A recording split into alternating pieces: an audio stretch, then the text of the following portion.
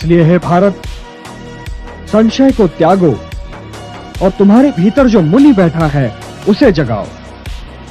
ज्ञान योगी बनो पार्थ, ज्ञान योगी बनो, और समझ लो कि ज्ञान की चरम सीमा ही कर्म संन्यास है। आप कर्म संन्यास और कर्म योग दोनों ही की प्रशंसा कैसे कर सकते हैं केशव?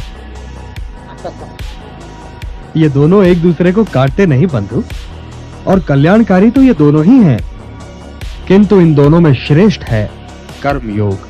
वो क्यों? वो कैसे?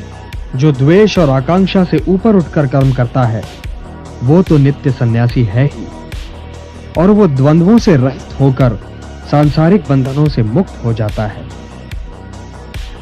इसलिए जो कर्म संन्यास को कर्म योग से अलग समझता है वो तो मूर्ख है ही।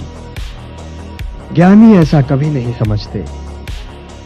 कर्म त्याग तो वास्तव में निहित स्वार्थ के त्याग का नाम है पार्थ। इसलिए कर्म योग के बिना कर्म संन्यास की प्राप्ति हो ही नहीं सकती।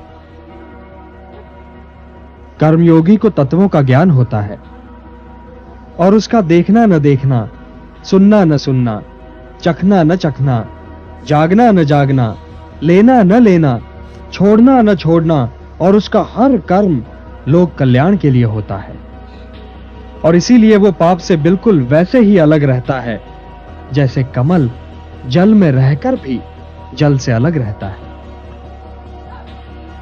ब्रह्मण्याधाय कर्माणि संगम त्यक्त्वा करोति यः लिप्यते न स पापेन पद्मपत्रम इवाम।